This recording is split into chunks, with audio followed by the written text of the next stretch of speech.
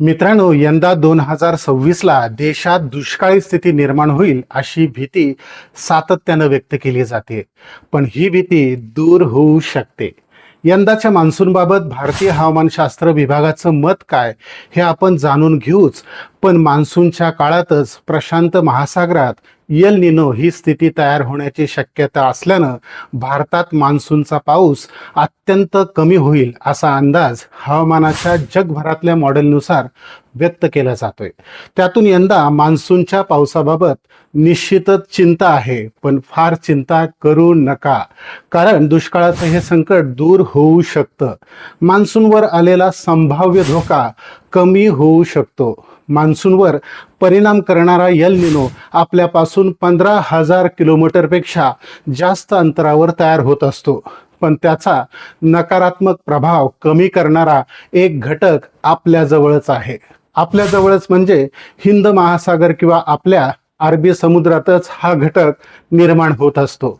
मान्सूनसाठी L निनो खलनायक असेल तर या खलनायकावर मात करणारा आणि मान्सूनला संजीवनी देणारा एक हिरो सुद्धा आहे. हा हिरो कोण आणि तो भारतातल्या मान्सूनवर असलेला धोका कसा कमी करू शकतो याचंच उत्तर आज आपण देणार आहोत. नमस्कार मित्रांनो, बातमीची स्टोरी या आपल्या यूट्यूब चॅनलच्या हवामान अपडेटमध्ये तुमचं मनपूर्वक स्वागत. मित्रांनो, आपण हवामान अपडेटमध्ये केवळ हवामानाचा अंदाजच मांडत नाही, तर त्यामागची कारणं आणि हवामानातली अभ्यासपूर्ण माहितीही देण्याचा आपला प्रयत्न असतो. हे आपल्या नेहमीच्या प्रेक्षकांना माहीतच आहे. हा व्हिडिओही तसाच असणार आहे, त्यामुळं तो संपूर्ण पहा. हवामान अपडेटसह वेगवेगळ्या विषयातले असेच माहितीपूर्ण व्हिडिओ पाहण्यासाठी आपल्या चॅनलला सबस्क्राईब करा. हा व्हिडिओ आवडल्यास लाईक नक्की करा. मित्रांनो, यंदा दुष्काळ पडेल ही भीती खरी का खोटी आणि प्रशांत महासागरातला हा यल निनो नेमकं करतो तरी काय याचं सविस्तर विश्लेषण आपण यापूर्वीच्या व्हिडिओतही केलंय. पण हा विषय समजून घेण्यासाठी आपण सुरुवातीला त्याचीही थोडक्यात माहिती घेऊ. मित्रांनो, मान्सूनमध्ये भारतात पाऊस पडण्यासाठी हिंद महासागरात म्हणजे अरबी समुद्र किंवा बंगालच्या उपसागरामध्ये बाष्प तयार व्हावं लागतं. जमिनीवर कमी दाबाचे पट्टे तयार झाल्यानंतर हे बाष्प जमिनीकडे वाहून येतं आणि पाऊस होतो. या सगळ्या प्रक्रियेत समुद्राकडून जमिनीकडे वाहणाऱ्या वाऱ्याची भूमिका महत्त्वाची असते. मान्सूनच्या काळात नैऋत्य मोसमी वारे म्हणून आपण या वाऱ्यांना ओळखतो. अगदी दूरवरून म्हणजे विषुववृत्तीय प्रदेशातून येणारे हे व्यापारी वारे कमी दाबाच्या पट्ट्यांच्या प्रदेशाकडे वळतात. या प्रवासात ते मान्सूनसाठी नैऋत्य दिशेने बाष्पही घेऊन येतात. मान्सून चांगला आणि उत्तम होण्यासाठी ही नैसर्गिक यंत्रणा आहे, पण प्रशांत महासागरातला यल निनो हीच यंत्रणा उद्ध्वस्त करतो. म्हणजे काय होतं हेही आपण थोडक्यात पाहू. मित्रांनो, प्रशांत महासागराच्या 3 अवस्था असतात. महासागराच्या पृष्ठभागाचं तापमान सरासरीपेक्षा थंड झालं की त्याला ला निना स्थिती म्हणतात, आणि तापमान सामान्य असलं की ही न्यूट्रल म्हणजे तटस्थ स्थिती असते. पण तापमान वाढलं की यल निनो स्थिती तयार होते.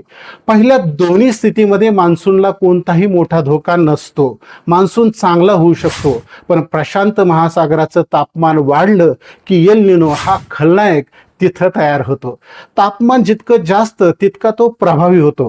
तिथं कमी दाबाची क्षेत्र तयार होतात आणि निसर्ग नियमानुसार वारं कमी दाबाकडे वाहतं. त्यामुळं आपल्या मान्सूनसाठी हिंद महासागरात तयार होणारा बाष्प हा यल निनो खेचून नेतो. मोसमी वाऱ्यांनाही तो अडथळा करतो. त्यामुळं साहजिकच भारतात मान्सूनचं प्रमाण कमी होतं. यंदा मान्सूनच्या काळातच यल निनो स्थिती निर्माण होणार असल्यानं चिंता व्यक्त केली जाते. पण दुष्काळाची ही चिंता कशी दूर होऊ शकते हेच आपण यापुढे पाहणार आहोत. मित्रांनो, यल निनोच्या संभाव्य स्थितीबाबत नॅशनल वेदर सर्व्हिसचा हा आलेख पहा. यात निळ्या रंगात ला निना स्थिती तर ग्रे रंगात सामान्य म्हणजे न्यूट्रल स्थितीचा आलेख दर्शवण्यात आलाय. लाल रंगाच्या स्तंभात यल निनोच्या शक्यतेची टक्केवारी देण्यात आली. त्यामध्ये जून महिन्यापर्यंत प्रशांत महासागरात न्यूट्रल स्थिती राहण्याची शक्यता जास्त आहे.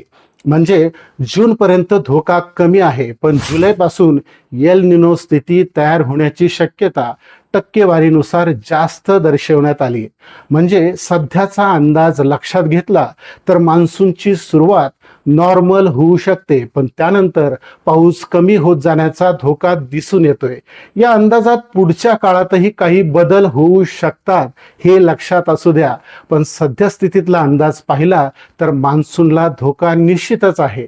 अशा वातावरणात या खलनायकाचा प्रभाव कमी करणारा आपला हिरो कोणता आणि तो कसं काम करू शकतो हे आपण आताच जाणून घेऊ. मित्रांनो, आपल्या मान्सूनला एल निनो पासून वाचवणारा हिरो म्हणजे आपला इंडियन निनो. तांत्रिक भाषेत सांगायचं झाल्यास हिंद महासागरातला IOD अर्थात इंडियन ओशन डायपोल.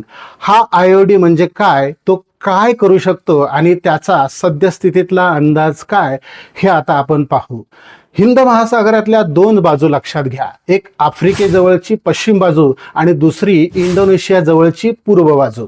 हिंद महासागरातल्या या दोन्ही बाजूच्या तापमानातली तफावत म्हणजे IOD. हिंद महासागराच्या पश्चिम बाजूला म्हणजे अरबी समुद्रात पृष्ठभागाचं तापमान वाढलं आणि त्यावेळी पूर्वेकडची बाजू थंड असेल तर त्याला पॉझिटिव्ह IOD म्हणतात.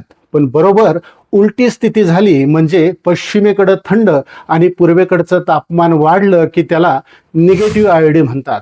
आपल्याला हवा असलेला हिरो पॉझिटिव्ह IOD आहे. प्रशांत महासागरात एल निनोचा प्रभाव असताना हिंद महासागरात पॉझिटिव्ह IOD स्थिती तयार झाली तर अरबी समुद्रात बाष्पाची निर्मिती मोठ्या प्रमाणावर होते आणि एल निनोचा नकारात्मक प्रभाव कमी होण्यास मदत होते.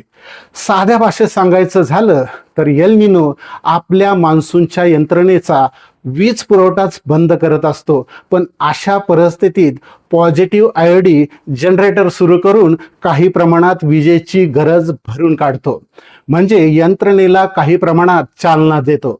हे असं यापूर्वीही घडल्याचं उदाहरणं आहेत.